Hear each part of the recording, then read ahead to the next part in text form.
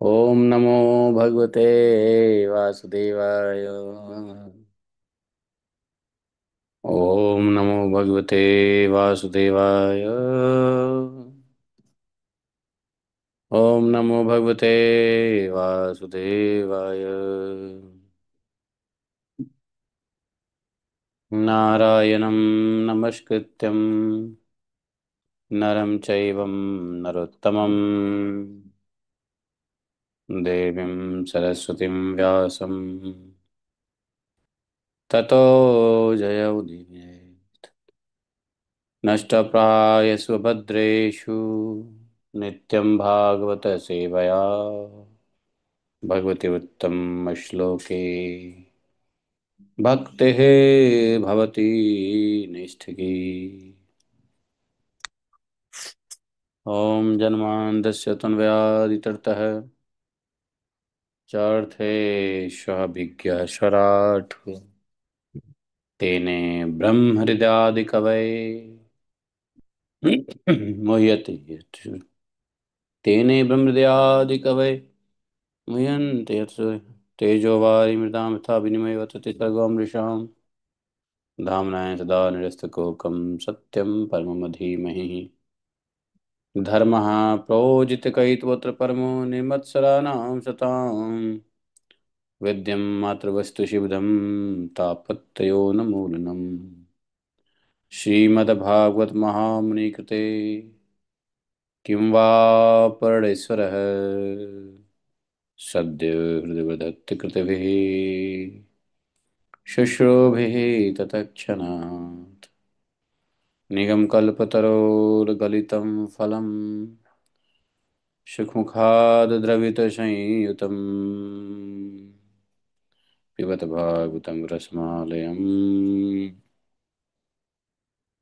मुहुरहो रसिका भुवि भावुकाः।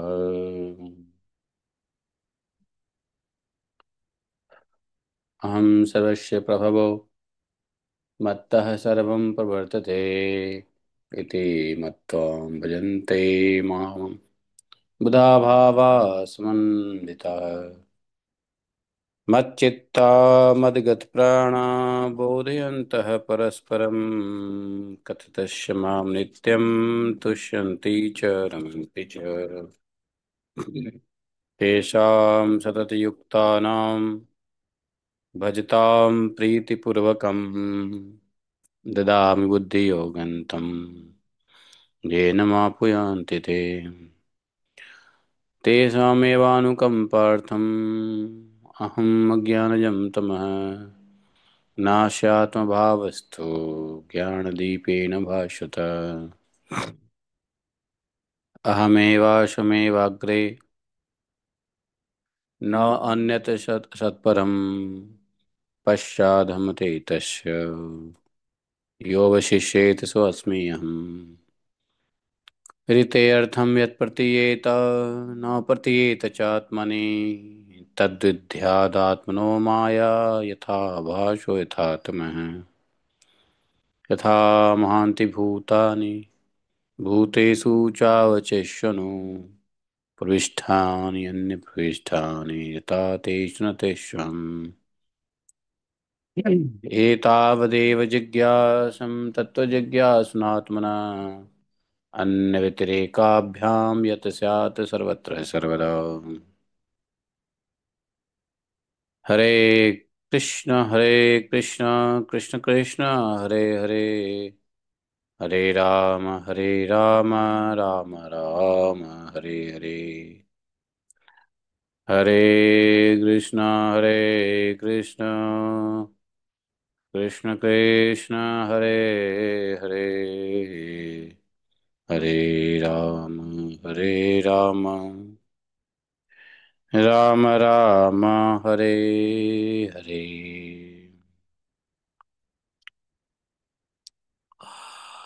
हरे कृष्णा कृष्ण कृष्ण हरे हरे हरे राम राम राम हरे हरे। बोले ग्रंथराज श्रीमद् भागवत महापुराण की जय। श्री सुखदेव स्वामी महाराज की जय। श्री व्यास देव भगवान की जय। श्री प्रभुपाद की जय।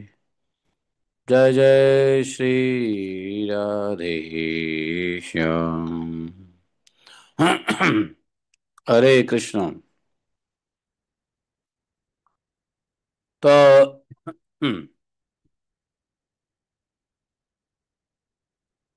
आज तिथि चतुर्दशी है। शाम को 5 बजे तक के लिए।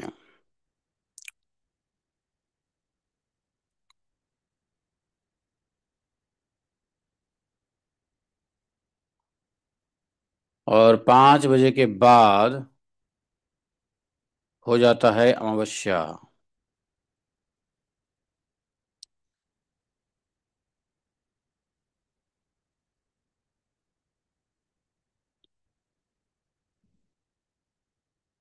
हैं।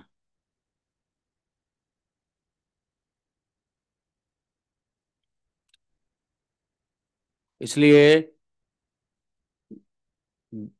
लोगों को कन्फ्यूजन भी है कि दीपावली 20 को मनाएं या 21 को मनाएं।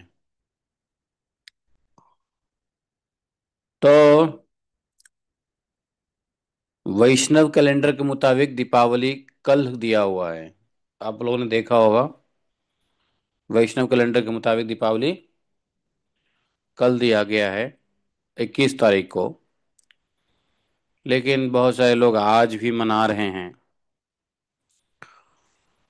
जो लोग दिवाली आज मना रहे हैं उनका लॉजिक यह है कि लक्ष्मी पूजा रात्रि में होता है और रात्रि अमावस्या होनी चाहिए। तो आज का रात ही अमावस्या का रात है। इसलिए इस बात को मानने वाले लोग आज ही पूजा करेंगे, क्योंकि कल रात अमावस्या की रात नहीं होगी, कल रात फिर प्रतिपदा की रात हो जाएगी।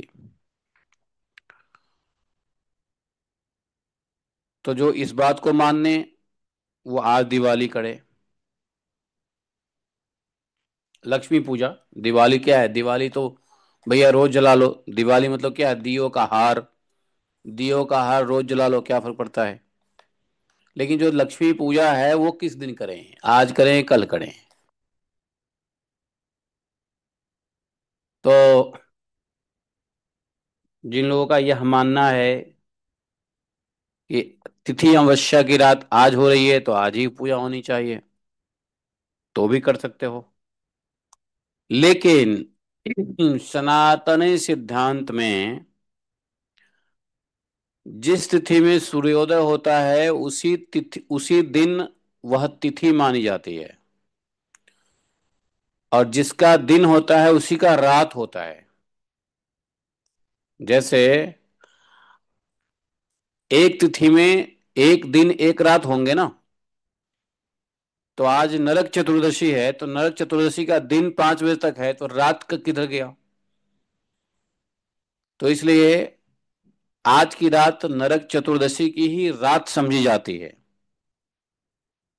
और कल का दिन है अमावस्या। इसलिए कल की रात भी अमावस्या ही मानी जाएगी, क्योंकि उदया तिथि के दिन ही वही तिथि रात को लागू होता है। प्लानिटरी सिस्टम से टाइमिंग बदल जाता है, लेकिन माना जाता है कि अमावस्या की ही रात मान के पूजा होती है। तो दोनों मत के मुताबिक, इसलिए 21 और 20 ये कंफ्यूजन है लोगों में। जो वैष्णव कैलेंडर है उसमें 21 तारीख दिया हुआ है दिवाली। तो दिवाली 21 को ही मनानी चाहिए,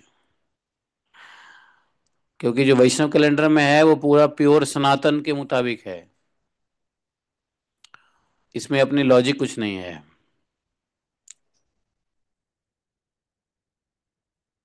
समझे? बाकी मनाने के लिए कभी भी मना लो। आज भी पूजा कर लो, लक्ष्मी जी की पूजा करनी है तो आज भी कर लो। कुछ लोग तो कह रहे थे लक्ष्मी की ही तो पूजा कर रहे हो ना, तो लक्ष्मी की पूजा तो रोज ही करनी चाहिए, तो आज भी कर लो, कल भी कर लो। है कि नहीं? आप लोगों ने देखा है वैष्णव कैलेंडर में किस डेट को दिया हुआ है? 21 है ना या 20 है? वैष्णव कैलेंडर किसने देखा है? देख लो खोल करके। तो आज चतुर्दशी 3:47 तक ही है। तो उसके बाद लग जाता है अमावस्या।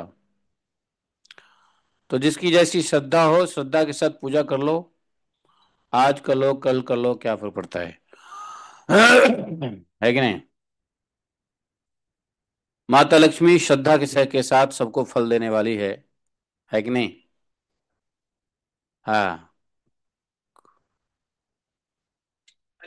वैष्णव कैलेंडर में प्रभु जी। हाँ। दीपावली कल ही दिखा रहा है प्रभु जी, दीपावली वैष्णव कैलेंडर। हाँ। स्नेहा प्रभा माता आई है क्या? वो आई हुई है, अच्छा आई है। हाँ, Prabhu ji, thanks for clearing the confusion unnecessarily.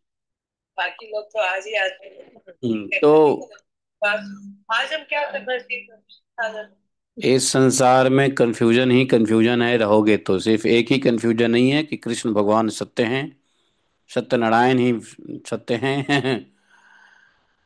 तो कंफ्यूजन इसलिए है, बता दिया आपको कि, है ना? वैसे वास्तव में देखा जाए तो कल पूजा होनी चाहिए। ठीक है? हैं? 9.99 दिवाली पूजा। हाँ, तो बिकॉज इन कलयुग 99.99 पीपल आर फूल। है कि नहीं? तो जिनका ये मानना है कि जिसकी रात होती है, जिसका दिन होता है, उसी, देखो, सूर्योदय तिथि को, वह तिथि का दिन कहा जाता है, उसको उदया तिथि कहते हैं। और जिसका दिन होता है उसी का रात होता है। आज का दिन अमावस्या हुआ ही नहीं, तो आज का रात अमावस्या कैसे होगा? बेशक तिथि आ जाए, तिथि तो प्लानिटरी पोजीशन से घूमता रहता है, तिथि बनता रहता है। आप जानते हो तिथि कैसे बनता है? तिथि बनता है होरा से, होरा है।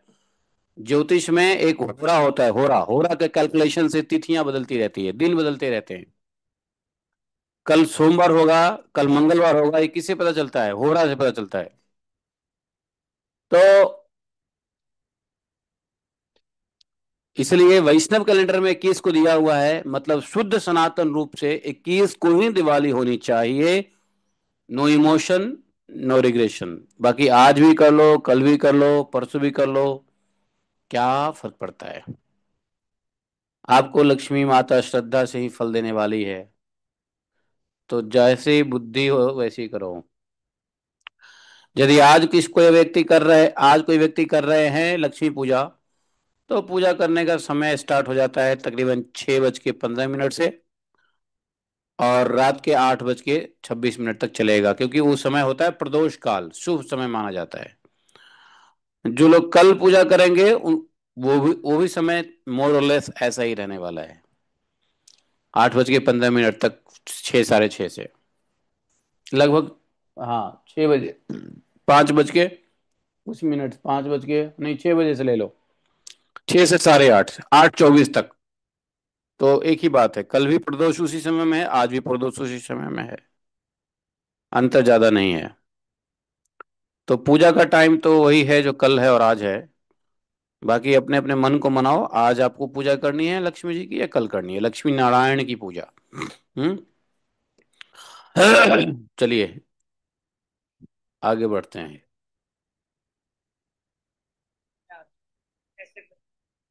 अरे विधि क्या होता है भाई? आपके ऊपर है, कल करो या आज करो, मैं विधि क्या बताऊं? विधि में क्या होता है? आप लोग ट्रेडिशनली पूजा करते आए हो। उसमें विधि क्या है? कि भगवान लक्ष्मी गणेश जी को लाते हैं और फिर हाँ, तो बस वही है, आपकी श्रद्धा जैसी बने उसी वही विधि है। आप घोर श्रद्धा से करो, वही विधि बन जाता है, ठीक है, कोई दिक्कत नहीं है। मैं कोई एक्सपर्ट थोड़ी ना हूँ, ब्राह्मण से पूछो, पंडित से पूछो। चलो, आज भागवतम में 10वें स्कंद के 37वें अध्याय, सप्तत्रिंशों अध्याय पढ़ेंगे आज। कल आप लोगों ने देखा, कंस बहुत कुपित हो गया, सबको आदेश दे दिया, केशी को, भीमासुर को, सबको। और कुवलय पीठ के को भी शट कर दिया। चतुर्दशी को जो है धनुष यज्ञ का और निमंत्रण के लिए अक्रूर जी को भेज दिया, आदेश दिया। अक्रूर जी जाएंगे, आदेश दिया भेजने लाने के लिए भगवान को। अक्रूर जी जाएं उससे पहले केसी और बेमासुर आता है कृष्ण बलराम को, हम्म नुकसान पहुंचाने के लिए। अब पता चल चुका है कि कृष्ण बलराम ही वास्तव में उनके पुत्र हैं, जिसको छल से अदला बदली किया गया है, और भी नारद जी की कृपा से। नारद जी ने ऐसा क्यों किया? क्यों कंस को जाके बोल दिया? क्योंकि यदि कंस को नहीं जाके बोलते तो कंस तो बैठा रहता हाथ पे हाथ रख के, उसके अत्याचार बढ़ते जाते हैं। तो जल्द से जल्द कंस को भगवान से मिलवाने के लिए उस नारद जी ने, भगवान को ये था कि 12 वर्ष में मथुरा आना था, 12 वर्ष तक ब्रज में रहना था, 12 वर्ष के खत्म होने के बाद ब्रज मथुरा आना था। तो भगवान की प्रेरणा से नारद जी ने कंस को बोल दिया, और कंस फटाफट अपना सारा जो दुष्टपंदी है एक्टिवेट कर दिया, सारे हथकंडे अपना लिए। अब उसको पता चल गया यही हमारा दुश्मन है। ये सब भगवान के इच्छा और कृपाओं से हो रहा है, भगवान की प्रेरणाओं से हो रहा है, सब कुछ सेट है। समझे? तो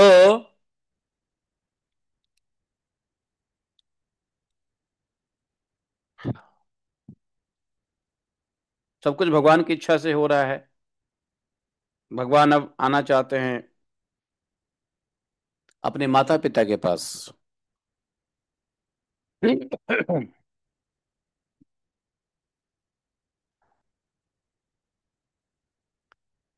श्री शुकवाच। सुखदेव जी क्या बोले? केशी तो कंस प्रहितः खुरैः महिं महाहयो निर्जरयन् मनोजवः सटावधूता भ्रमिमा संकुलम् कुर्वन्नभो हे सितभीषिताखिलः विशाल नेत्रो विकटासकोटरो बृहद गलो नीलमहाम्बुदोपमः दुराशयः कंसहितं चिकीर्षुः व्रजं सनन्दस्य जगाम कंपयन् तं त्रासयन्तं भगवान् स्वगोकुलं तदेशितैवालविघूर्णताम्बुदम् आत्मानमाजौ मृगयन्तमग्रणीः रूपावयतस व्यनन्दमृगेन्द्रवत् सतं निशाम्याभिमुखो मुखेन खं पिबन्निवाभ्यद्रवदत्यमर्षणः जघान्पद्भ्यामरविन्दलोचनं दुरासदश्चण्डजवो दुरत्ययः ॐ अज्ञानतिमिरान्धस्य ज्ञानाञ्जनशलाकया चक्षुरुन्मीलितं येन तस्मै श्रीगुरुवे नमः। श्रीचैतन्यमनोभीष्टं स्थापितं येन भूतले स्वयं रूपा कदा मह्यं ददाति स्वपदान्तिकं। वन्देऽहं श्रीगुरोः श्रीयुतपदकमलं श्रीगुरून् वैष्णवांश्च षडूपं सागरजातं सहगण रघुनाथान्वितं तं सजीवं साद्वैतं सावधूतं परिजनसहितं श्रीकृष्णचैतन्यदेवं श्री राधा कृष्ण पादान सगन ललिता से विशाखान्वितांश। हे कृष्ण करुणा सिंधु दीनबंधु जगतपते गोपेश गोपिका कांतम राधा कांतम नमोस्तुते। तप्त कांचन गौरांगी राधे वृंदावनेश्वरी वृषभानुसुते देवी प्रणमामि हरिप्रिये। वाञ्छाकल्पतरुभ्यश्च कृपा सिन्धुभैव च पतितानां पावनेभ्यो वैष्णवेभ्यो नमो नमः। जय श्री कृष्ण चैतन्य प्रभु नित्यानंद श्री अद्वैत गदाधर शिवासादि गौर भक्तवृंद। हरे कृष्ण कृष्ण कृष्ण हरे हरे हरे राम राम राम हरे हरे। हरे कृष्ण कृष्ण कृष्ण हरे हरे हरे राम राम राम हरे हरे। बोले ग्रंथराज श्रीमद् भागवत महापुराण की जय। तो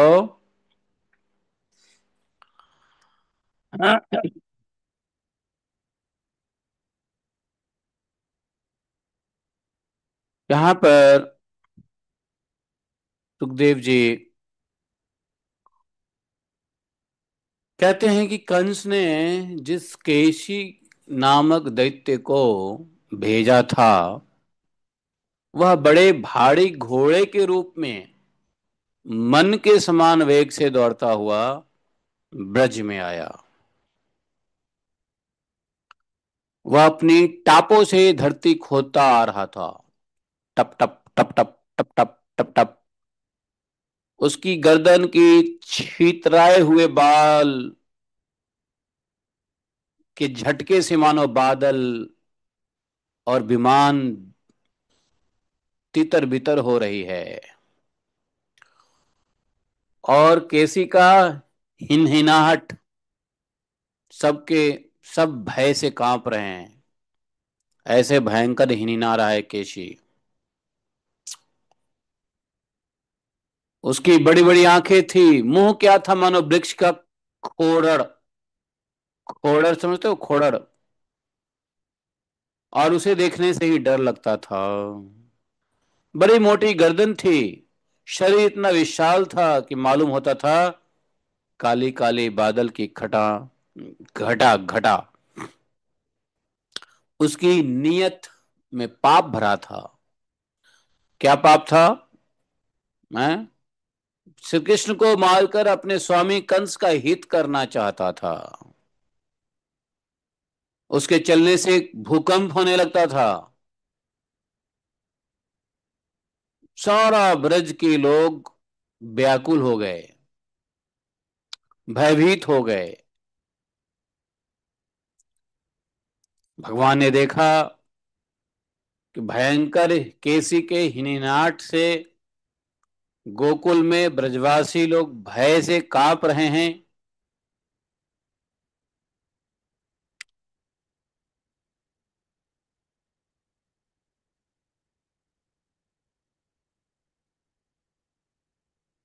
और भगवान को ही लड़ने के लिए ढूंढ रहा है। तब भगवान बढ़कर केसी के सामने आ गए। भगवान ने भी सिंह के समान गरज कर ललकारा केसी को। भगवान को सामने आए देख करके तो चिढ़ गया।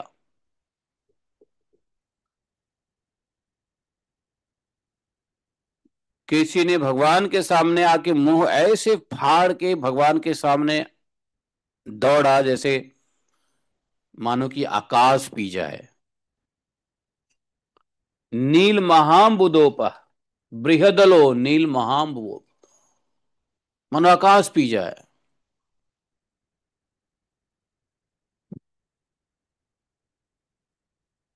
सचमुच केसी का वेग बड़ा प्रचंड था।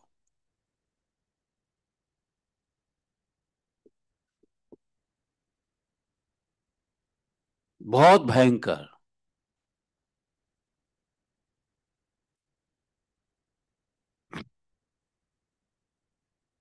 जानते हो ये ऐसे ऐसे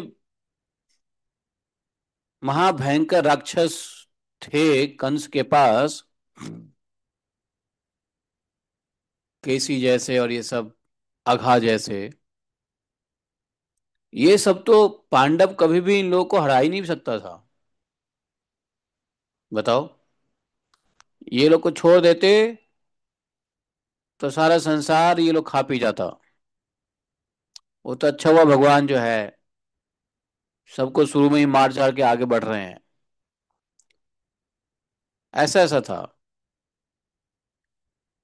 कंस कंस चाहता था पूरे पृथ्वी पर अटक अकंटक राज्य हो जाएगा। ऐसा ही कंस ने अक्रूर जी को समझाया भी, यदि ये कृष्ण बलराम मारा जाएगा तो फिर अक्रूर जी पूरे संसार का राज्य हमारा हो जाएगा।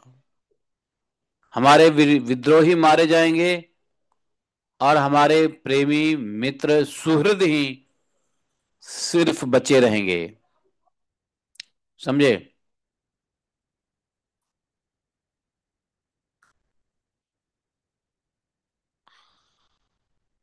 फिर तो हम ही होंगे या आप ही होंगे, ऐसा ऐसा गुरु जी को कहा था भगवान ने।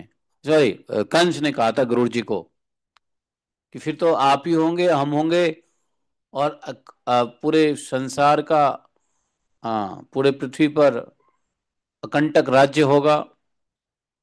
आपको किसी देश प्रदेश महादेश का राजा बना देंगे। बस एक बार कृष्ण बलराम को कैसे भी आप ले आइए हमारे यहाँ, बाकी हमने उसको मारने के सारे व्यवस्था कर रखे हैं। देखो, असुरों की बुद्धि कैसी होती है, उसको पता है आज तक उसके कोई भी असुर बचे नहीं, और वही बालक से,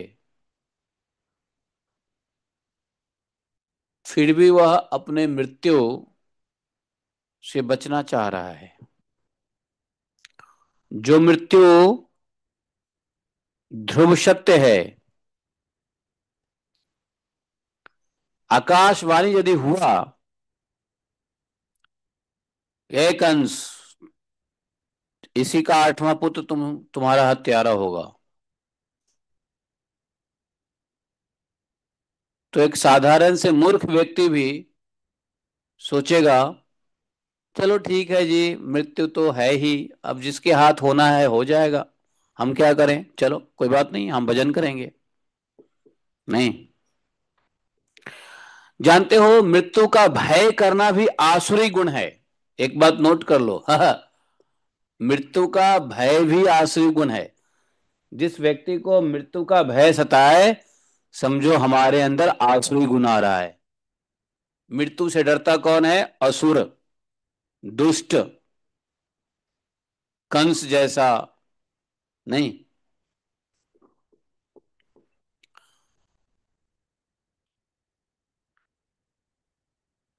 रावण को छोड़ के जितने भी दुष्ट हुए असुर, सबको अपनी मृत्यु का भय था, रावण को नहीं था।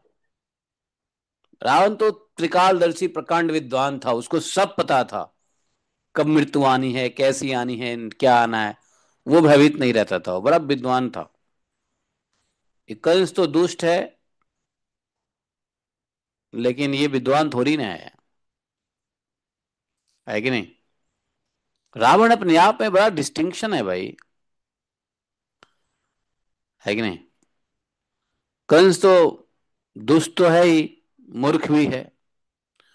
मूर्ख के पास यदि दुष्टता हो जाए, देखो, यदि कोई दुष्ट हो तो दुष्ट में भी यदि चयन करनी हो तो पढ़े लिखो को चयन करो, मूर्ख को नहीं। दुश्मनी भी पढ़ो लिखो के साथ करो, मूर्खों के साथ दुश्मनी नहीं करनी चाहिए।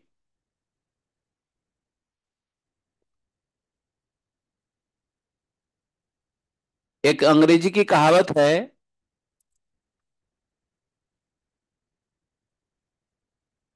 अंग्रेजी में हम लोगों ने कहीं कोटेशन देखा था लिखा हुआ कि educated enemy is better then foolish friend समझे? आप लोगों को पता है, ये हम नहीं पढ़ा है, आप लोगों ने कहीं पढ़ा है educated enemy is better then foolish friend. इसकी हिंदी समझ गए? मूर्ख मित्र से कहीं अधिक अच्छा होता है विद्वान दुश्मन। पढ़ा लिखा दुश्मन, एडुकेटेड दुश्मन। हैं कमल? कमल समझ गए नहीं समझे कमल? अरे कमल को समझ में आई कि नहीं ये बात, पहले ये बताओ। हैं?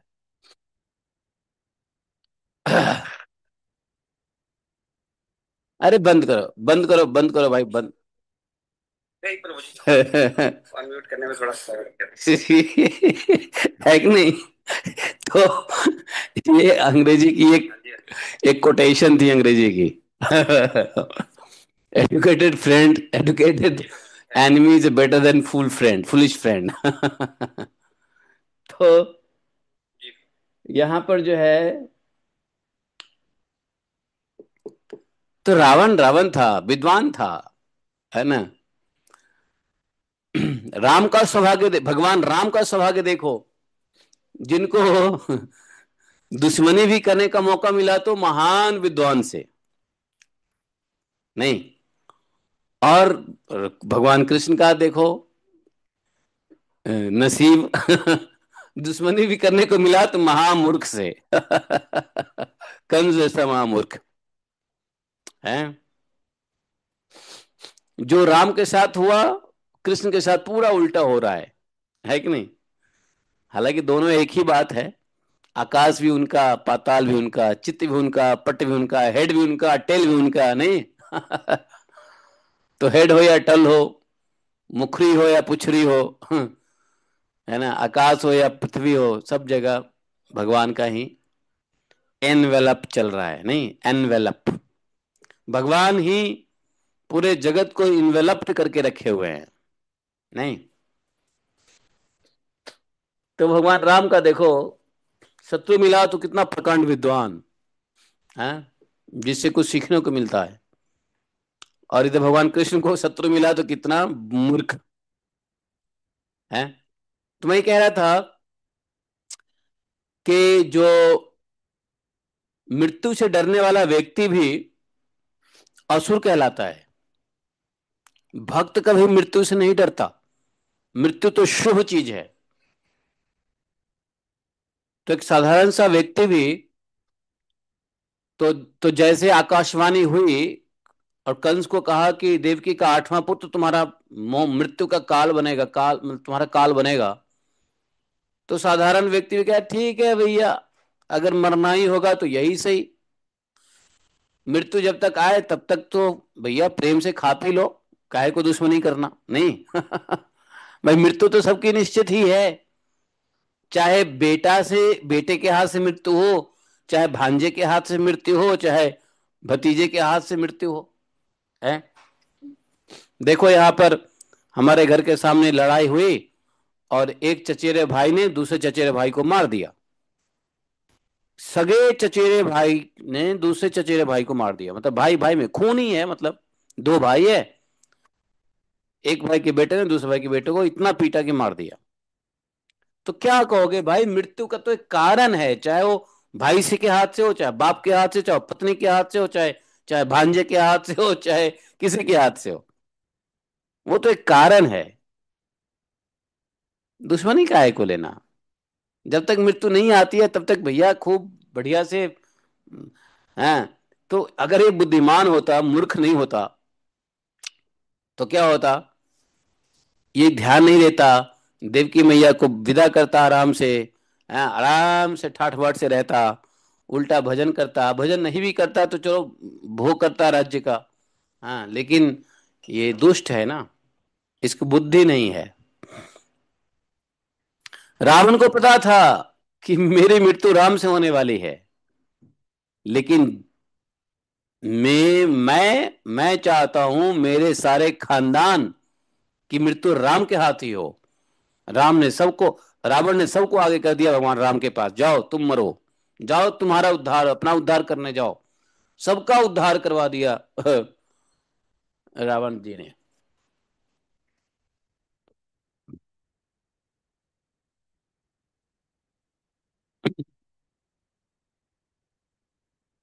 रावण बहुत ही चालाक व्यक्ति था, बहुत विद्वान था। उसने दोस्ती की तो शंकर जी से, और दुश्मनी की तो स्वयं भगवान राम से। बताओ, दोनों हाथ में लड्डू हर रावण के। ऐसा विद्वान। हार में भी जीत, और जीत में तो जीत है ही। तो आज तक नहीं किसी कंस के, किसी भी कंस के कोई भी जो उसके दुष्ट अघासुर, तृणावर्त, पूतना, इतने भयंकर भयंकर राक्षस लोग थे, ये अगर बचे रहते ना तो पृथ्वी पर किसी का राज्य नहीं चल पाता। भीष्म, कर्ण, ये कुछ नहीं कर पाते ये कंस के इन दूतों को, केसी को, अरिष्टासुर को, ना। संभव नहीं था भीष्म कर्ण कर्ण के लिए भी इन लोगों को पराजित करना। भीष्म कर्ण तो एक योद्धा योद्धा थे, महायोद्धा थे, और युद्ध भूमि में सबको पराजित कर सकते थे। लेकिन ये तो इतने बड़े बड़े मायावी थे, राक्षस, अघासुर जैसे, इससे लड़ना कहाँ संभव है। कौन किस रूप में आ रहा है?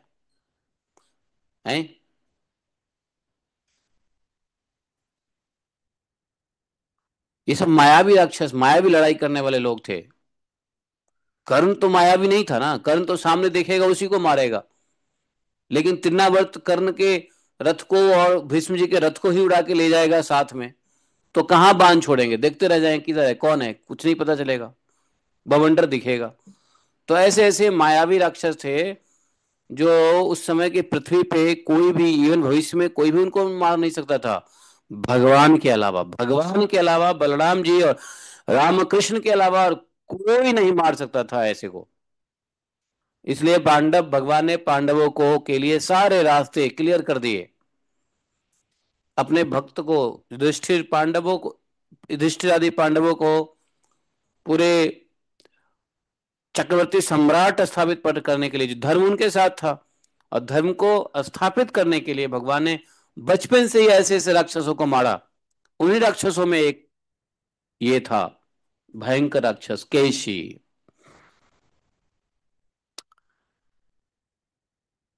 समझे? मतलब इतना प्रचंड वेग था कि जीत पाना ही कठिन था। उसे पकड़ लेना भी आसान नहीं था। उसको मारने की बात तो छोड़ो, पकड़ना आसान नहीं था। ये कह रहे हैं सुखदेव गोस्वामी महाराज। दुरासदश्चंडवो दुरत्यया। समझे? ऐसा था। तम त्रासयन्तम भगवान सुगोकुलम। भगवान, किंतु भगवान ने उसे, हाँ, यहां तक कि भगवान को भी उसने दुलत्ती मारा। केसी का रूप कैसा था बताओ? केसी कौन से जानवर के रूप में था बताओ? पता है? केसी था घोड़े जैसा। घोड़ा, घोड़ा होता ना, हॉर्स, ऐसा। घोड़ा, गधा, सब जानते हो ना, सब थे कंस के पास बड़े बड़े। तो एक घोड़े के रूप में था केशी। घोड़ा दुलत्ती मारता है, मालूम है? पीछे के दो लात ऐसे मारता है घोड़ा, ओ हो। एक बार लग जाए ना, मारने की कोशिश किया। समझे?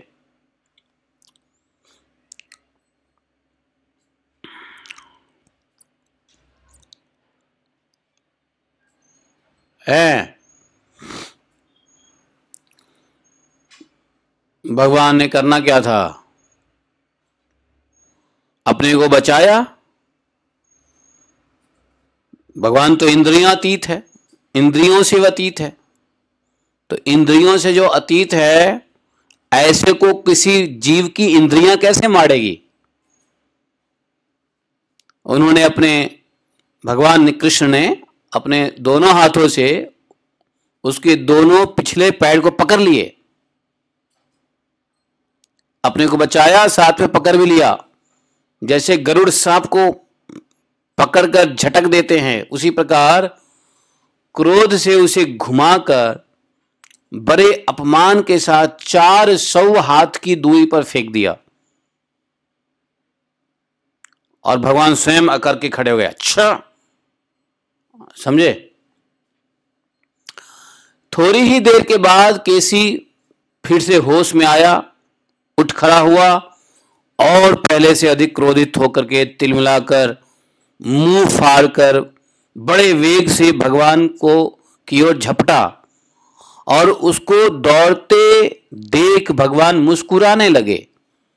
उन्होंने अपना बायां हाथ उसके मुंह में इस प्रकार डाल दिया जैसे सांप बिना किसी शक, बिना किसी आशंका के अपने बिल में घुस जाता है। भगवान अत्यंत, भगवान का जो कोमल कर कमल है, कोमल कर कमल भी उस समय ऐसा हो गया मानो तपाया हुआ लोहा हो, और उसका स्पर्श होते ही केसी के दांत टूट गए।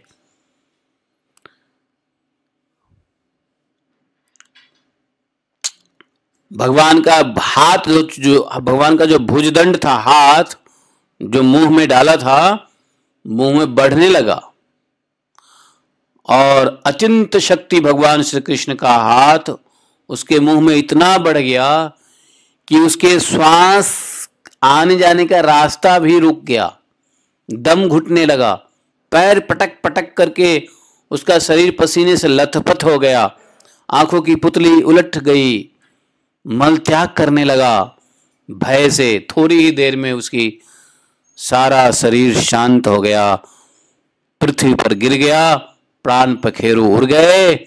समझे? मतलब गोविंदाय नमो नमः हो गया। समझे? हरे कृष्णा। यार फिर से नेट डिस्टर्ब हो गई। ऐसा क्या होता है जो नेट डिस्टर्ब हो जाता है, समझ में नहीं आता मेरे को। हाँ, फिर चालू हो जाएगी। हरे कृष्णा। आवाज आ रही है क्या? प्लीज मेक श्योर आवाज आ रही है। क्या करूं, चलो कोई बात नहीं है। तो आवाज आ रही है, बीच में डिस्कनेक्ट हो गया था। वीडियो बंद करता हूँ, वीडियो बहुत ज्यादा लेता है ये। हाँ, ये टाइम बना लिया कि थोड़े देर डिस्टर्ब करना ही है इसी समय, डेली की डेली। बताओ दिनेश प्रभु, हैप्पी दिवाली। है पटाखा वटाखा लाए कि नहीं लाए? भाई लोग लाए। कौन भाई लोग? ब्रदर्स बैंगलोर से लेके आए हैं, तो मेरी मदर एक थोड़ी देर पे रहती है, वहां पे जाना शाम को। अच्छा, कृष्णा आया कि नहीं आया? दिन पहले दोनों साथ में आए। अच्छा, रिया कृष्णा दोनों साथ में आए? जी प्रभु। चलो हैप्पी दिवाली बच्चों को भी भाई। जी थैंक यू। बहुत बढ़िया। बच्चों के साथ देखो, कोई भी त्योहार बच्चों से ही अच्छा लगता है। बच्चे नहीं तो क्या त्योहार है? त्योहार बच्चों के लिए ही होता है। बच्चे ही त्योहार में उमंग मस्ती करते हैं, उनके लिए बहुत सारी लर्निंग्स होती है, एक्साइटमेंट होता है। बाकी तो बाकी लोगों के लिए तो जैसा संडे वैसा मंडे। नहीं, क्या त्योहार क्या है। तो बच्चे आ गए तो त्योहार का साफल्यम जो है वो बच्चों के साथ ही होता है कि नहीं? चलो ठीक है। तो अब जो है ये केसी को भगवान ने मार दिया, प्राण पखेरु उड़ गए केसी के। समझे?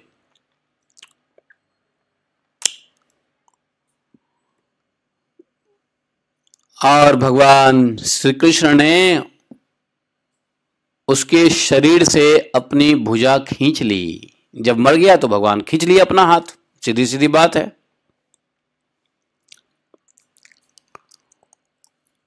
भगवान को कुछ भी आश्चर्य या गर्व नहीं हुआ, बिना प्रयत्न के ही शत्रु का नाश हो गया। देवताओं को अवश्य ही इससे बड़ा आश्चर्य हुआ है, लेकिन भगवान को क्यों होगा? वे प्रसन्न होकर भगवान के ऊपर, देवताओं ने प्रसन्न होकर भगवान के ऊपर खूब फूलों की देवलोक के फूलों की वर्षा की है, स्तुति करने लगे हैं। जानते हो, भगवान के ऊपर जब पुष्पों की वर्षा करते थे ना, तो यहां नीचे के लोगों को दिखता नहीं था,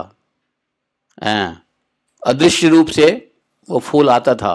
सिर्फ देवता लोग देखते थे, भगवान देखते थे, बस बाकी लोग नहीं देखते थे।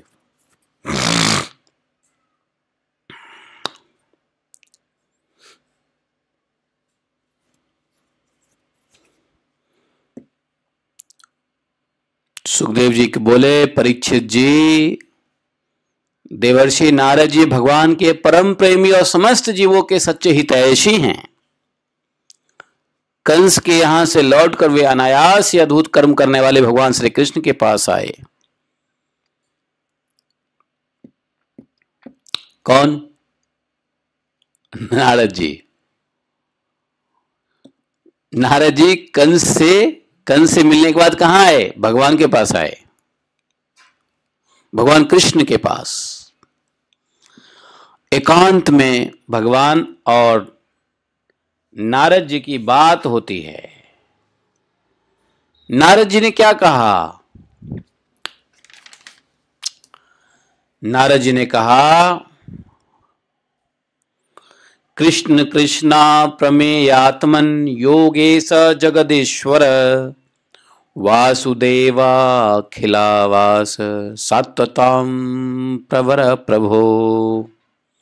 वासुदेव अखिल वास सततम प्रवर प्रभो।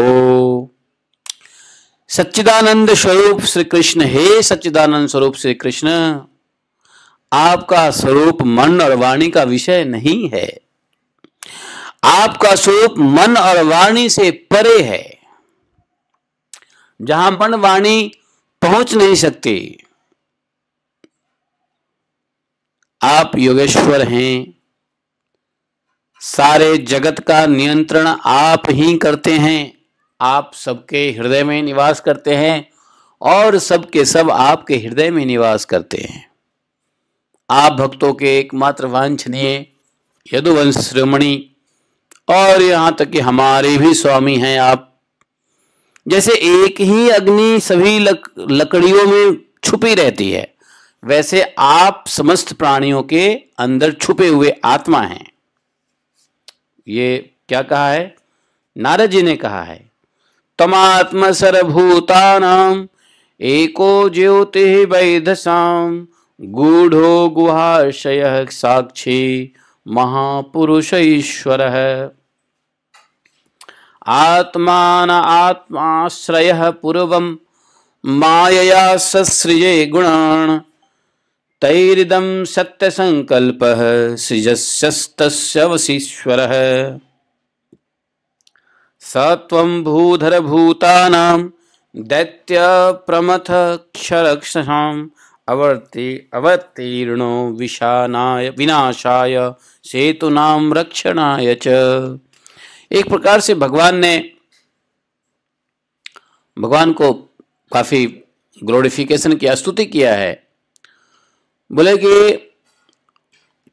आप आत्मा के रूप में होने पर भी अपने को छिपाए रखते हैं, क्योंकि आप पंचकोश रूप गुफाओं के ही भीतर रहते हैं।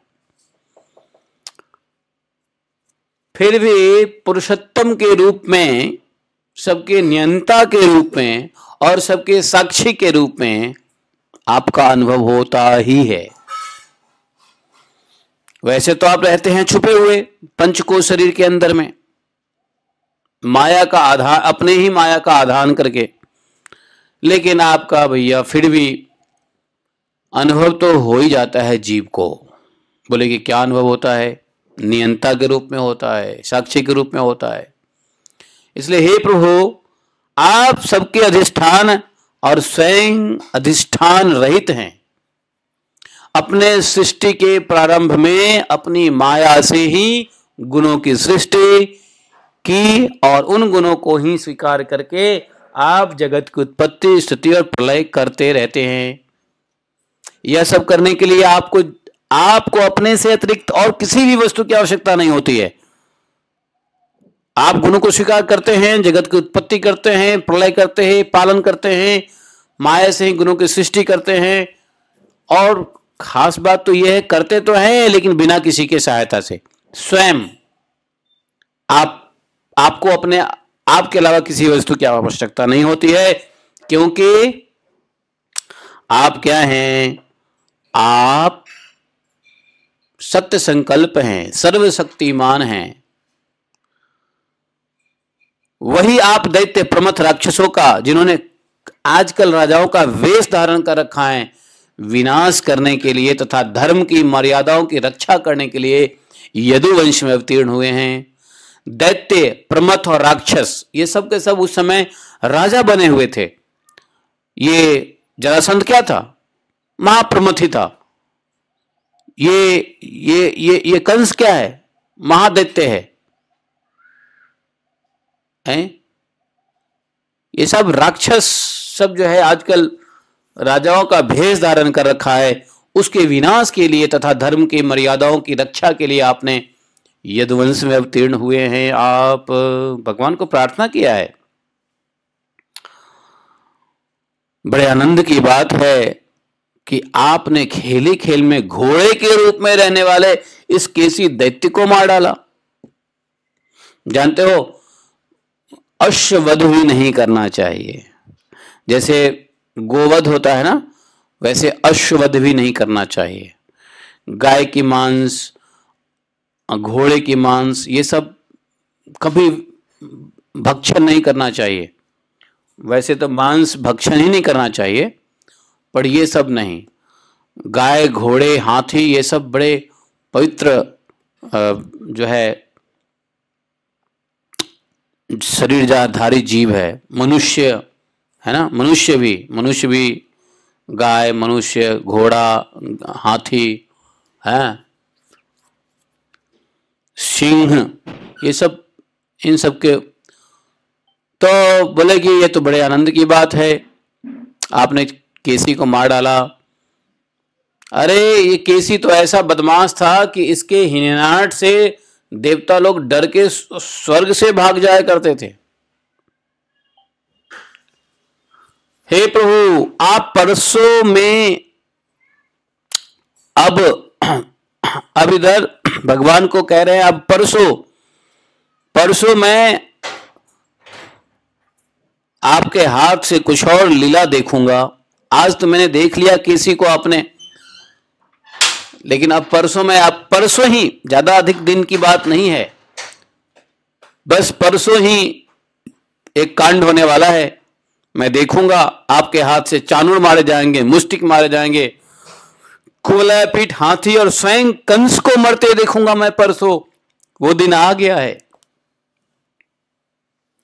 उसके बाद शंखासुर, उसके बाद कालेवन, मुर नाम का था असुर, नरकासुर का वध देखूंगा। आज नरक चतुर्दशी है ना, इसीलिए है कि नरकासुर का वध भगवान ने आज ही किया था। समझे? नरकासुर का वध। आप स्वर्ग से कल्प वृक्ष उखाड़ लाएंगे, इंद्र के ची चपड़ करने पर उसका मजा चखाएंगे। इंद्र से भी आपका झड़प होगा। आप अपनी कृपा, वीरता, सौंदर्य आदि का शुल्क देकर वीर कन्याओं से विवाह करेंगे। और हे जगदीश्वर, आप द्वारका में रहते हुए नृग को पाप से छुड़ाएंगे। नृग राजा नृग था ना, जिसको श्राप मिला था। बोले आप जामवंती के साथ स्यमंतक मणि को जामवान से ले आएंगे और अपने धाम से ब्राह्मण के मरे हुए पुत्र को ला देंगे। इसके पश्चात आप पौंड्रक, मिथ्या वासुदेव का वध करेंगे, काशीपुर को जला देंगे। युधिष्ठिर के राजसु यज्ञ में चेदिराज शिशुपाल को वहां से लौटते समय उसके मौसेरे भाई दंत वक्त्र को नष्ट कर देंगे। द्वारका में निवास करते समय और भी बहुत से पराक्रम प्रकट करेंगे, जिन्हें पृथ्वी के बड़े बड़े ज्ञानी प्रतिभाशाली पुरुष आगे चलकर गाएंगे। मैं वह सब देखूंगा, आनंद लूंगा। इसके बाद आप पृथ्वी का भार उतारने के लिए काल रूप से अर्जुन के सारथी बनेंगे आप, और अनेक अक्षौहिणी सेना का आप संहार करेंगे। यह सब मैं अपनी आंखों से देखूंगा। सच में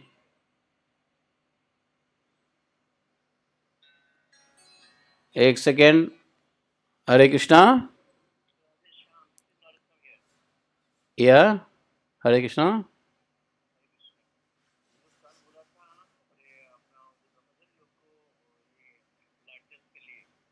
प्रभु ji, I am in Bhagavatam right now, can I talk to you after 9:30 please? Hare Krishna.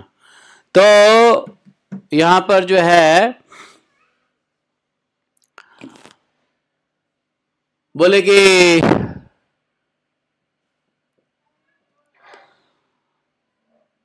भगवान का उन्होंने बड़ा अच्छा एक अंतिम श्लोक है, 24वां श्लोक, 23वां श्लोक और 24वां श्लोक, जिसमें बड़ा अच्छा नारद जी ने प्रार्थना किया है। विशुद्ध विज्ञान घनम सुसंस्थया समाप्त सर्वार्थमोघवांछितम स्वतेजसा नित्य निवृत्त माया गुना प्रवाहम भगवंतम मिहि त्वामीश्वरं स्वाश्रयमात्ममायया विनिर्मिताशेष विशेषकल्पनम् क्रीडार्थमाद्यात्मनुष्य विग्रहम् न तोऽस्मि धूर्यं यदुवृष्णि शाश्वताम्। बोले कि आप, हे भगवान, नारद जी बोले आप विशुद्ध विज्ञान घन हैं, विशुद्ध विज्ञान घनम स्वसंस्थाया समाप्त सर्वार्थ ममोघ वांछितम। आपके स्वरूप में और किसी का अस्तित्व है ही नहीं। स्वसंस्थया, ऐसा कहा। आप निरंतर अपने परमानंद स्वरूप में स्थित रहते हैं। स्वतेजसा नित्य निवृत्त माया गुना प्रवाहम भगवंतम ही। इसलिए सारे पदार्थ आपको नित्य प्राप्त हैं। आपका संकल्प अमोघ है। आपकी चिन्मयी शक्ति के सामने माया और माया से होने वाला यह त्रिगुणमय संसार चक्र नित्य निवृत्त है, कभी हुआ ही नहीं। ऐसे आप अखंड एक रस सच्चिदानंद स्वरूप निरतिशय ऐश्वर्य संपन्न भगवान की मैं शरण ग्रहण करता हूं। बड़ा अच्छा प्रेयर है ये, नारद जी भगवान को बताया है। तो नारद जी यहाँ पे पहले उधर गए कंस के पास, फिर वापस यहाँ पे आए धेनुकासुर को मारने के बाद। धेनुकासुर को मारने के बाद ये क्या केसी को मारने के बाद जो है भगवान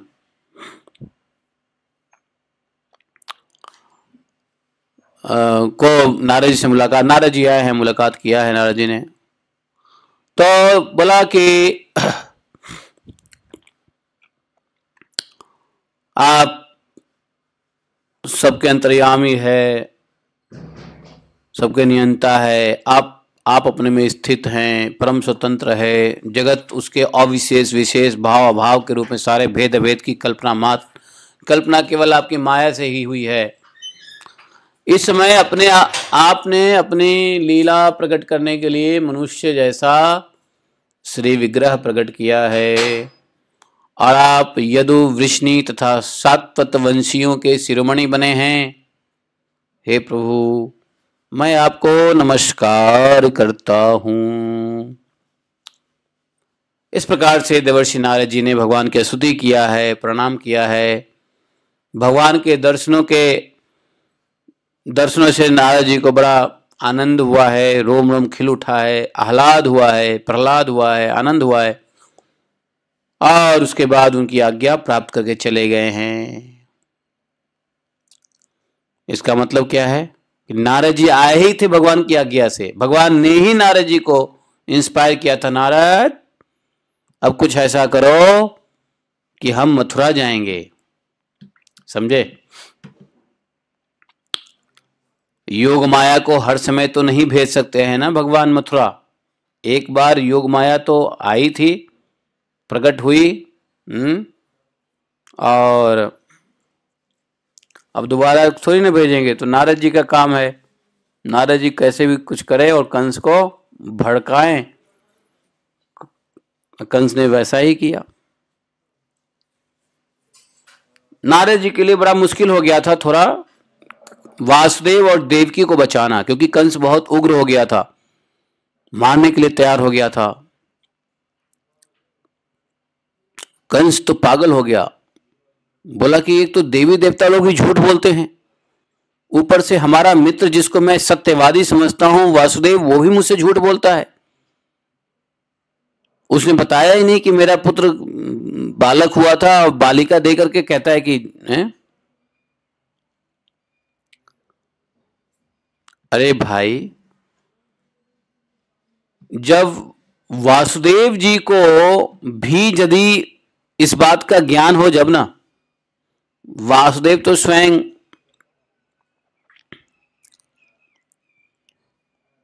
योग माया से, उनको भी क्या पता, सुबह हुआ सब योग माया की कृपा से सब हो गया।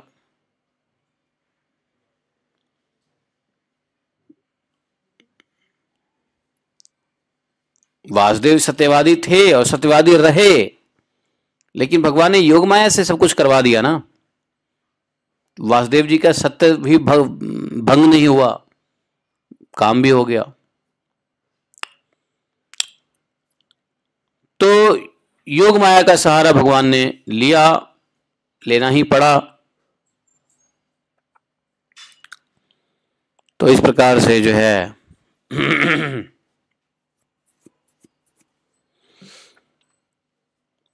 ये देखो, महामाया और माया का कोई काम नहीं है। भगवान के सामने ये माया नहीं टिक सकती। माया अंधकार स्वरूप है, जीव को अंधकार में डालने वाली माया है भगवान का ही, लेकिन उसका ड्यूटी है जीवों को, जैसे जल्लाद को मारने का काम होता है नहीं, तो उसी प्रकार से माया को जीवों को मारने का ही काम होता है अंधकार में। लेकिन चूंकि वो अंधकार स्वरूप माया है, इसलिए भगवान के सामने नहीं टिक सकता। इसलिए भगवान ने जो कुछ भी किया योग माया के सहारा किया। योग माया ही भगवान के सामने टिक सकती है। क्यों? योग माया प्रकाशमय है। योग माया जीवों को भगवान से मिलाने में कार्य करती है।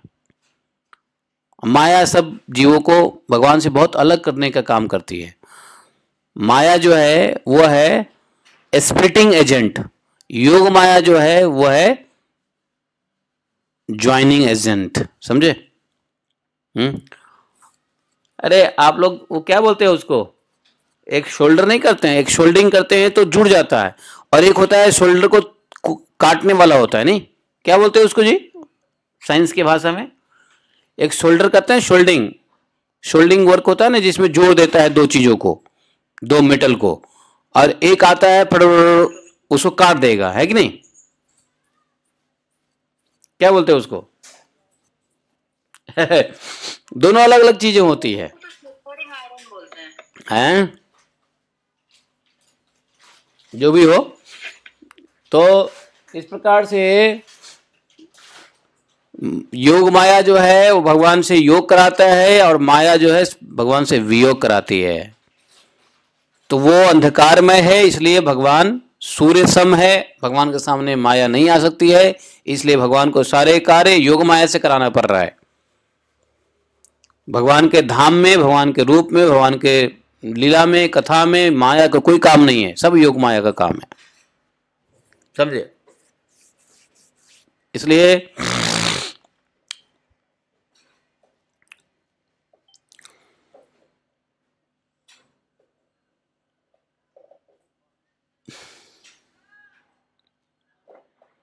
अब फिर से भगवान के गुण लीला में एक और अध्याय जुड़ गया, एक और चैप्टर जुड़ गया। अब सभी लोग ग्वाल बाल प्रसन्न हुए, खुश हुए। भगवान ने अपने प्रेमी प्रसन्नचित ग्वाल वालों के साथ पहले की तरह ही पशुपालन में लग गए। ब्रजवासियों को परमानंद वितरण करने लगे। नहीं, एक समय वे सब ग्वाल बाल पहाड़ की चोटियों पर गाय आदि पशुओं को चरा रहे थे। ये तो कैसी मारा गया। ऐसा ही एक घटना हुआ। फिर से एक राक्षस आया। पहाड़ की चोटी, गोवर्धन पर्वत पे चोटियों पे सब गाय चरा रहे थे। अब कुछ चोर और कुछ रक्षक बनकर छिपने और छिपाने का लुक्का लुक्की खेल खेल रहे थे। अब पहाड़ की चोटी गोवर्धन थी या कोई और पहाड़ की चोटी थी, कोई और थी, गोवर्धन तो नहीं था शायद। लुका छुपी खेल रहे थे। हाँ, और उसमें से कुछ ग्वाल वालों ने चोर बने गए, तो कुछ रक्षक बने, कुछ भेड़ बन गए। इस प्रकार से वे निर्भय होकर खेलने लग गए। उसी समय ग्वाला का भेष बना करके एक असुर आ गया। उसका नाम क्या था? हाँ, बेमासुर।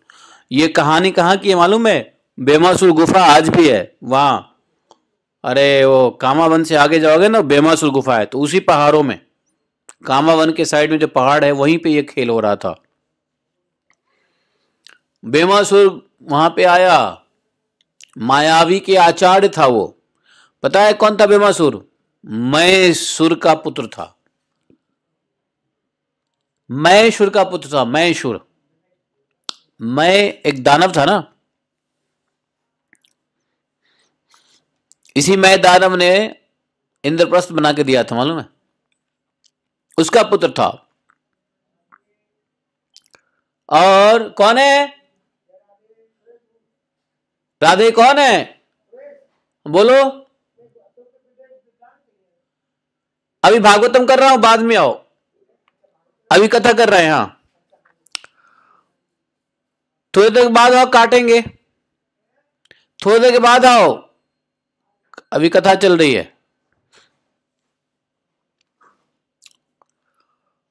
और इसने क्या किया? वेमासुर ने एक एक करके ग्वाल वालों को चुरा के ले जाता और पहाड़ की गुफा में डाल देता और चट्टान से दरवाजा बंद कर देता गुफा का। इस प्रकार से ग्वाल बालों में 4-5 बालक बच रहे। सबको ले गया धीरे धीरे धीरे धीरे। भगवान ने जान लिया कि कौन है, क्या बच्चे कहां गए। 4-5 बच गए मात्र। भगवान समझ गए किसका काम है। भगवान की आंखें नजर गई कि एक ग्वाल बाल को ले जा रहा है। उसी समय भगवान ने दबोच लिया उसको। बेमासुर था बलशाली, बहुत बली था, महाबली था वो। जैसे भगवान ने उसको दबोच लिया, पहाड़ के समान अपना असली रूप प्रकट कर दिया और ऐसे झकझोरा मानो कि छुरा ले। लेकिन भगवान हैं, भगवान जिसको पकड़ ले उसको छोड़ते क्या? छुरा नहीं पाया उसने भगवान के हाथों से अपने आप को। देखो, भगवान के हाथ से छूट के जाना असुर की का गुण है। अगर भगवान ने हाथ में पकड़ लिया है तो उसको चाहिए, बहुत अच्छी बात है, हे कृष्ण आपने मुझे पकड़ लिया, बहुत बहुत धन्यवाद। चलो, अभी तक मैं कंस के चक्कर में पड़ा हुआ था, अब आपके हाथों में रहेंगे, आनंद आ जाएगा। उसको ये होना चाहिए, बल्कि भगवान के हाथों से छूट के जाना चाह रहा है, गधा। समझे? वो सोच रहा है कि मैं हटूं, भगवान के हाथों से दूर जाऊं। तो भगवान के हाथ से, भगवान के पास से, भगवान के घर से दूर जाना कौन सोचेगा? असुरी, बेमासुर जैसा असुरी सोचेगा ना। अरे भगवान पकड़ लिया तो अच्छी बात है। भगवान ने पकड़ के अपनी भक्ति में लगा दिया, भगवान ने पकड़ के भगवत धाम का रास्ता दिखा दिया तो अच्छी बात है। नहीं तो बेमासुर जो है ना, वो अपने को भगवान के हाथ से पकड़ना, छुटवाना चाहता है। आजकल कुछ ऐसे माता पिता भी हैं जिनके बच्चे भगवान के भक्ति में भक्ति करे तो उनको दिक्कत होती है, वो चाहते हैं कैसे इसको छुड़ा लें हम, तो माता पिता ही बेमासूर बन जाते हैं। नहीं, अरे भगवान के हाथ लग गया है तो चलने दो, आगे जाने दो, है कि नहीं। अभी भगवान के हाथ में आया है, भगवान के हृदय में पहुंचने दो। नहीं आए, बेमासूर को भगवान ने हाथ से पकड़ लिया ना, तो भक्त बन जाता तो भगवान के हृदय में आ जाता। लेकिन कोई बात नहीं है, हृदय में तो अभी भी आएगा ही, वो उद्धार करेंगे तो भगवान के हृदय में आने वाला है वैसे तो। लेकिन है असुर शरीर में, वो छुड़ाने की कोशिश कर रहा है, बहुत कोशिश किया लेकिन कुछ हुआ नहीं। भगवान ने क्या किया, बस उसको दोनों हाथों से जकड़कर ऐसे जकड़ा भगवान ने कि उसकी गला घोटकर मार डाला, पशु की तरह। फिर से देवता लोग विमान पे बैठे लीला देख रहे हैं, पुष्प की वर्षा कर रहे हैं। भगवान श्री कृष्ण ने गुफा के द्वार पर लगे हुए चट्टान के पिहान तोड़ डाले और ग्वाल वालों को उस संकटपूर्ण स्थान से निकाल दिया, जहां छुपा के रखा था निकाल दिया। सब भगवान की स्तुति करते हुए वापस ब्रज में लौट आए। समझे। तो इस प्रकार से केशी और व्योमासुर का भगवान ने उद्धार किया है। अब जो है इधर अक्रूर जी ब्रज की यात्रा करने के लिए निकले हैं, तैयारी कर लिया है। अगले दिन प्रातः काल में मथुरापुरी से निकल गए हैं।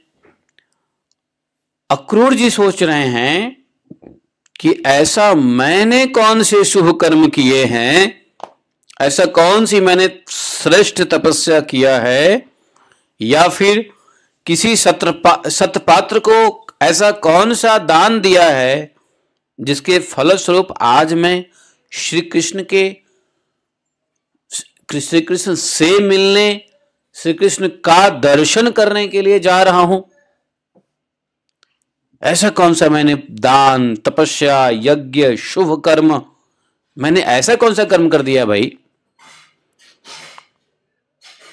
अपने आप को कह रहे हैं किम मया आचरितम भद्रम, किम तप्तम परमम तपः, किम वाथाप्यरते दत्तम यद द्रक्ष्याम्यद्य केशवम, ममैतद दुर्लभम मन्य उत्तम अश्लोक दर्शनम। यहां भगवान के दर्शन को क्या बोला, उत्तम अश्लोक दर्शनम। भगवान का क्या है, भगवान उत्तम श्लोक है। विषयात्मनो यथा ब्रह्मा कीर्तनम शूद्र जन्मना। अरे मैं तो शूद्र, मैं विषयी हूं।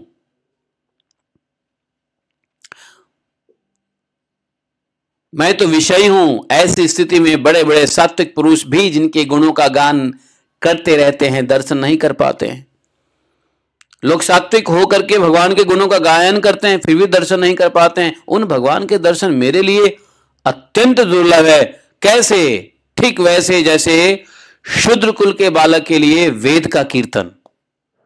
शूद्र कुल में उत्पन्न बालक वेद का कीर्तन नहीं कर सकता है, वैसे ही मैं विषयी व्यक्ति कहां भगवान का दर्शन करूंगा।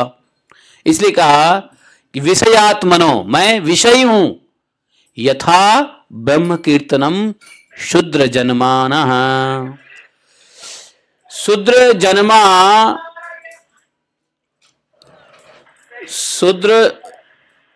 शूद्र जन्मा जो है, किसका माइक खुल गया भाई?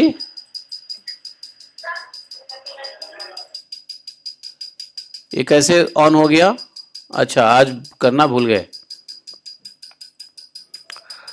तो बोले शूद्र, जैसे शूद्र कुल में उत्पन्न बालक वेद पाठ नहीं कर सकता, वैसे मैं विषयी व्यक्ति मम एतद दुर्लभम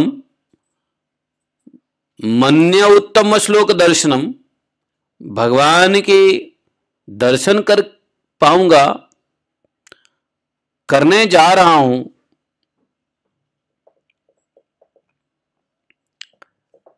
ऐसा नहीं नहीं नहीं नहीं नहीं, मुझ जैसे अधम को भी भगवान के दर्शन होंगे। क्यों नहीं होंगे? क्योंकि जैसे नदी में बहते हुए तिनके कभी कभी इस पार से उस पार लग जाते हैं, वैसे ही समय के प्रवाह से भी कहीं कोई इस संसार सागर को पार कर सकता है। बड़े बड़े नाव डूब जाते हैं, लेकिन प्रारब्धवश एक तिनका जो है इस पार से उस पार चला जाता है। हैं?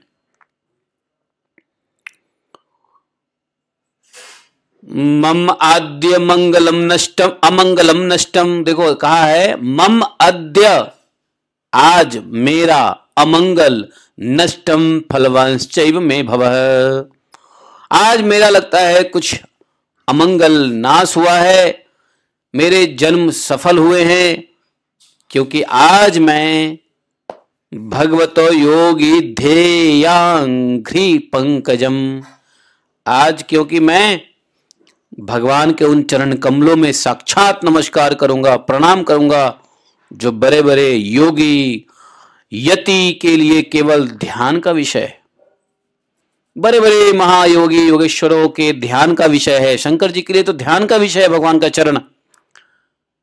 ऐसे भगवान के चरण का दर्शन करूंगा। यहां बड़ा अच्छा शब्द है, योगी ध्यायांग ग्रिपंकजम। नहीं तो अपने भाग्य पे आश्चर्य कर रहे हैं अक्रूर जी, फिर अपने को सांत्वना भी दे रहे हैं। क्यों ना हो, भगवान की ही कृपा ऐसी हुई है।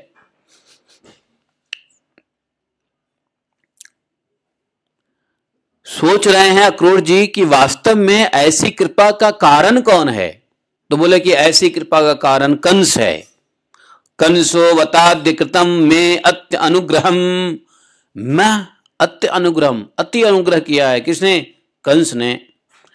कंस ने तो आज मेरे ऊपर बड़ी कृपा किया है। उसी कंस के भेजने से मैं इस भूतल पर अवतीर्ण स्वयं भगवान के चरण कमलों का दर्शन पाऊंगा। दक्षे अंघ्रि पद्मम प्रहितो आमुना हरे, दक्षे दर्शन करूंगा, अंघ्रि पद्म भगवान का दर्शन करूंगा, प्रहितो आमुना हरे।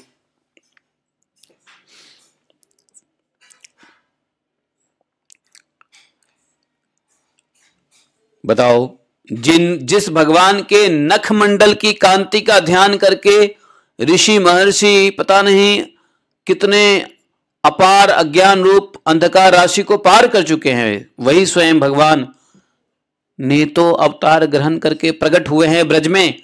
ब्रह्मा शंकर इंद्र आदि बड़े बड़े देवता जिन चरण कमलों की उपासना करते हैं, स्वयं भगवती लक्ष्मी एक क्षण के लिए भी जिनकी सेवा नहीं छोड़ती है, लक्ष्मी एक क्षण के लिए सेवा नहीं छोड़ती है, जिनकी प्रेमी भक्त जनों के साथ बड़े बड़े ज्ञानी भी जिनकी आराधना में संलग्न रहते हैं, भगवान के वे ही चरण कमल गऊओं को चराने के लिए ग्वाल बालों के साथ वन वन में विचरते हैं, वे ही सुरमुनि वंदित श्री चरण गोपियों के वक्षस्थल पर लगी हुई केसर के रंग से रंग जाते हैं, चिन्हित हो जाते हैं। हा, मैं अवश्य ही उनका दर्शन करूंगा।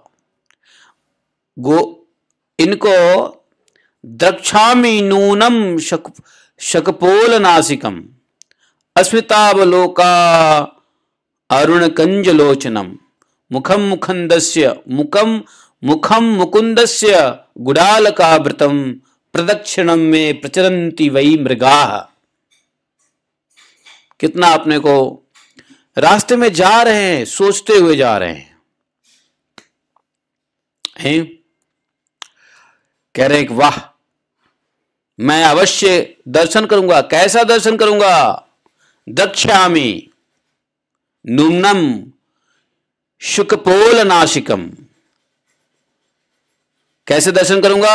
जिनके कोमल कपोल हैं, मरकत मणि के समान कांतिमान कोमल कपोल है, जिनकी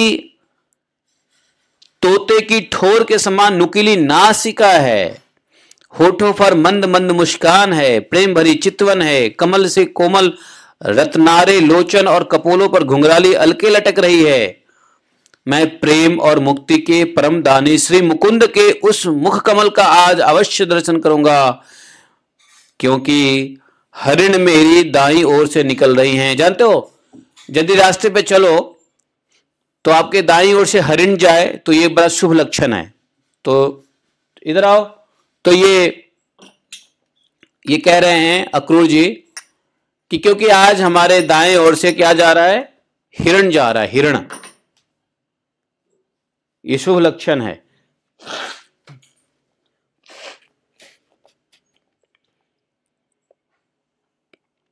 मुखम मुकंदस्य गुडाल कावृतम प्रदक्षिणम में प्रचरन्ति वै मृगाः। प्रदक्षिणम,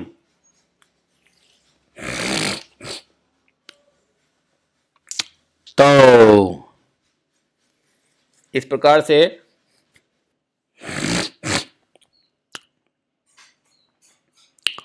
हम लोग, अक्रूर जी का एक अलग प्रसंग है, जानते हो, अक्रूर जी का प्रसंग भागवतम में अलग है, जिसके ऊपर 7 दिन की कथा होती है, समझे। तो हम लोग अक्रूर प्रसंग को हम लोग कल पढ़ेंगे। अब आज समय हो गया है और भगवान को लेके अक्रूर जी आएंगे, मथुरा में प्रवेश करेंगे। तो अक्रूर प्रसंग में अक्रूर जी जाते हैं लेने के लिए, कंस ने अक्रूर को बोला है, रिक्वेस्ट किया है, अक्रूर जी गए हैं, वापस लेके आए हैं। लाने के बाद भगवान ने जो जो कार्य किया है, और फिर से भगवान जब अक्रूर जी के घर पे गए हैं वहां तक अक्रूर प्रसंग चलता है भागवत सप्ताह के अंदर। मतलब जो एक पर्टिकुलर प्रसंग पे सप्ताह करते हैं ना, उसमें तो हम आज इतना ही पढ़ते हैं, मतलब 9वें श्लोक तक। 10वें श्लोक जो है कल पढ़ेंगे। 10वें श्लोक के बाद 38 चैप्टर, 38 अध्याय, 38 चैप्टर, 38 अध्याय 10वें स्कंद के 9वें चैप्टर तक आज 20 अक्टूबर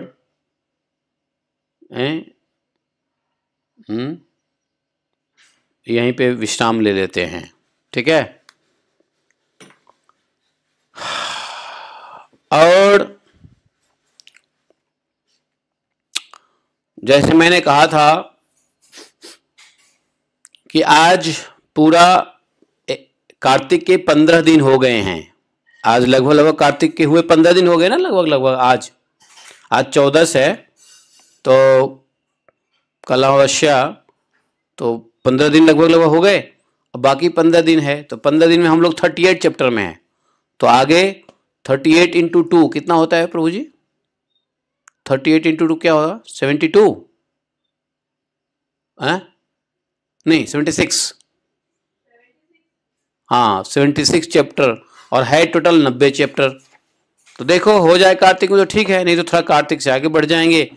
लेकिन कार्तिक के बाद फिर इसके बाद हमें 12वां स्कंद भी पढ़ना है। 11वां तो पढ़ लिया, 12वां खत्म पढ़ेंगे। 12वां स्कंद के बाद नए स्टाइल से भागवत शुरू होगा, नए स्टाइल से। नया स्टाइल क्या है मालूम है? सीक्रेट है, बताएंगे आपको। नया स्टाइल से होगा और कुछ ज्यादा समय लगेगा। अब भागवतम में 1 घंटा 1.5 घंटा से मजा नहीं आने वाला। अब भागवतम 3-3 घंटे करने पड़ेंगे, तब आनंद आएगा, है। अब 1 ही घंटा भागवतम करते आ रहे हैं पूरे 100 साल से, तो क्या फायदा? प्रगति तो होनी चाहिए ना। तो 2 सेकेंड राउंड का जो भागवतम होगा ना, डेली 3 घंटे का होगा। जिनके पास समय होगा वो सुनेंगे, जिनके पास जितना समय होगा उतना ही सुनेंगे। जो नया राउंड होगा भागवतम का, वो डेली 3 घंटे का होगा, डेली। क्योंकि उसके अंदर में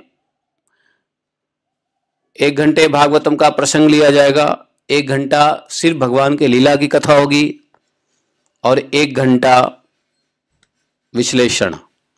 तो 3 घंटे का सत्संग होने लग जाएगा। 2.5-3 घंटा तो कम से कम लगेगा। है कि नहीं, जिसमें दसम भगवान के जो दसम स्कंध है वो गर्ग संहिता कंप्लीट करना है, गर्ग संहिता में भगवान की जो लीलाएं हैं वो कंप्लीट करना है, गोपाल चंपू और कंप्लीट करना है, आनंद वृंदावन चंपू कंप्लीट करना है, उसका वैष्णव तोषणी पढ़ना है, सरार्थ दर्शन पढ़ना है। ये सब भगवान के लीलाओं के ऊपर वेस्ट है, इसको बोलते हैं दसम स्कंध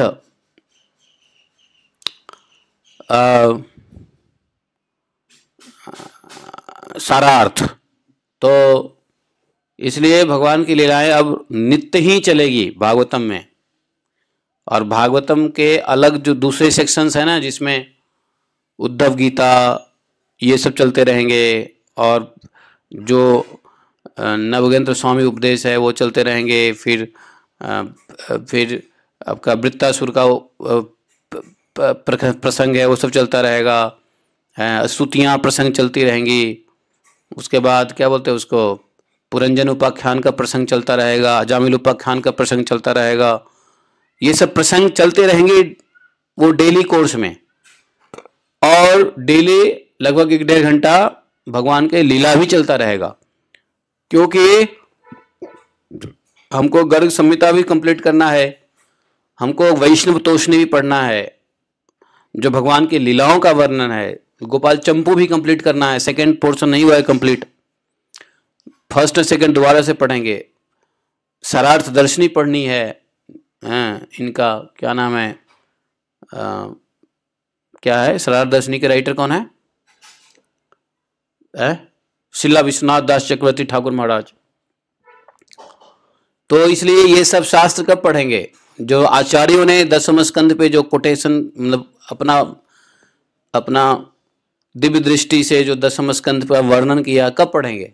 इसलिए डेली तो भगवान की दसम स्कंद की लीलाएं चलती रहेगी अलग अलग किताबों से, और उपदेश जो है भागवतम के जो ज्ञान है वो ज्ञान भी चलता रहेगा, लीला भी चलता रहेगा। भागवतम में 2 पार्ट है देखो, एक तो भगवत ज्ञान है और एक भगवत लीला है। दसम स्कंद भगवत लीला है और बाकी जो है भगवत ज्ञान है। तो भगवत ज्ञान भी चलेगा और लीलाएं भी चलेगी, दोनों साथ चलेगा, अलग अलग नहीं चलेगा। नहीं तो क्या होता है, ज्ञान के चक्कर में लीलाएं मिस हो जाती है। नहीं, 1 से 9 स्कंद तक पूरा लीलाएं ज्ञान ही ज्ञान है, 11वां स्कंद में ज्ञान ही ज्ञान है। 11वां स्कंद पढ़ने से तो लीला और ज्ञान दोनों है, लेकिन दसवां स्कंद रोज मिसिंग नहीं होना चाहिए। तो इसलिए कथा, अगली बार जो भागवत कथा होने वाली है, अगला राउंड, वो भगवत ज्ञान और भगवत लीला दोनों से मिक्स होना है, दोनों आवश्यक है, दोनों से मिक्स रहेगा। और कथा का टाइम 3 घंटे तक जा सकता है। बहुत जल्दी इसलिए बता रहा हूं कि आप लोग को आश्चर्य ना लगे, बेहोश ना हो जाओ, इसलिए पहले से माइंड मेकअप कर लो कि अब थोड़ी प्रगति करनी पड़ेगी।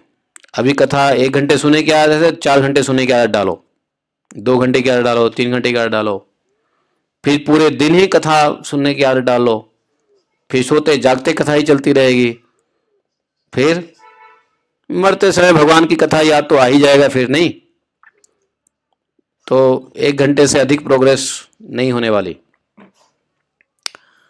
नहीं तो ये मैंने थोड़ा सिनॉप्सिस दिया है, थोड़ा जल्दी इसलिए दे दिया कि मन बना लो हो सके तो, नहीं तो फिर ये उनके लिए है जिनको संभव है, वरना मैं तो पढ़ने वाला हूं। ठीक है, बोले ग्रंथराज श्रीमद् भागवत महापुराण की जय। किसी को इस बारे में कोई डाउट है तो पूछ सकते हो, अनम्यूटेड है। हाँ प्रभु जी हरी हरी बोल, आपने बहुत बहुत उपकार किया, ये तो हम लाइफ में सोच भी नहीं सकते जो आप हमें सुनाने वाले हो। भगवान आपको बहुत शक्ति दे और हमें भी भक्ति दे, और हम भी प्रेम पूर्वक और पूरी श्रद्धा और कंसंट्रेशन से इसको सुने और ग्रहण करें। हम सब पे आपका बहुत बहुत उपकार है। हाँ, तो आपके ही आप लोग के आशीर्वाद शक्ति से ही सब हो रहा है ना, मेरा शक्ति क्या है इसमें। लेकिन ऐसा होएगा ये बता दिया आपको कि तैयार रहो नेक्स्ट क्लास में जाने के लिए। ये नहीं कि उसी क्लास में बैठे हुए 1 घंटा महाप्रसादे गोविंदे, ऐसा नहीं। अब नेक्स्ट लेवल में जाओ, है कि नहीं। तो अभी मन में भागवतम आ गया, भागवतम सुनना है, भागवत सुनना है, लेकिन हृदय और चित्त में कब आएगा। तो जब किसी चीज को 3 घंटा करते हैं ना तो वो सिद्ध हो जाता है। जब 3 घंटा करो जल्दी जब सिद्ध हो जाएगा। ध्यान 3 घंटा करो जल्दी सिद्ध हो जाएगा। श्रवण 3 घंटा करो। 3 घंटे का बड़ा इंपॉर्टेंस है। 3 घंटा रोज किसी चीज पे ध्यान दो, वो चीज आपको मिल जाएगी। जीवन में कुछ चाहिए आपको तो बैठो चुपचाप और 3 घंटा उसके बारे में सोचते रहो, बहुत से जल्द मिल जाएगा, चाहे कोई भी चीज हो। आप अमेरिका पे शासन करना चाहते हो, 3 घंटा रोज बैठ के यही सोचो, देखो अमेरिका पे शासन आप करने लग जाओगे। सत्य कह रहा हूं।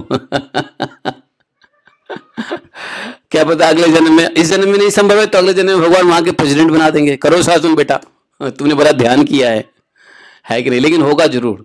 तो 3 घंटा जो होता है एक बहुत बहुत कहते हैं प्रगल्भ करने के लिए, मैच्योर करने के लिए 3 घंटा काफी होता है।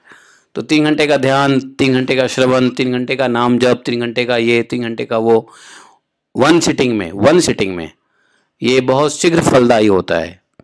3 घंटे ध्यान करने से ध्यान तीक्ष्ण हो जाती है, वो शक्तियां आपके पास आने लग जाता है। तो 3 घंटे का, तो 3 घंटा हो ही जाएगा। अभी भी 1.5 घंटा हो ही जाता है, अभी 1.5 घंटा हो ही गया, तो 3 घंटा होने में क्या जा रहा है। तो 1.5 घंटा भगवत ज्ञान और 1.5 घंटा भगवत लीला, हो जाएगा 3 घंटा। भगवत ज्ञान, भगवान की जो भागवतों से जो भगवान का ज्ञान मिलने वाला है, उद्धव प्रसंग से, अन्य प्रसंगों से, अजामिल प्रसंगों से, बहुत सारे प्रसंग है, स्तुति प्रसंग है, सबने भगवान की स्तुति किया है। तो ये सब है ना, अक्रूर प्रसंग तो है ही, वो तो 10वें स्कंध में ही आ जाएगा सारा। तो भगवत ज्ञान और भगवत लीला दोनों साथ चलनी चाहिए। गोपियों को भगवान के लीला का तो खूब ज्ञान करती थी, लेकिन भगवत ज्ञान नहीं था, तो भगवान ने भगवत ज्ञान दिया। अब भगवान की भगवत ज्ञान से फिर वही भगवान का आदेश को हृदय में पालन करके मन में भगवान का क्या होना चाहिए, मन में भगवान का लीला चिंतन और हृदय में भगवान का उपदेश धारण, ये साथ साथ चलना चाहिए। हृदय में भगवान का उपदेश धारण और मन में भगवान का लीला चिंतन, ठीक है।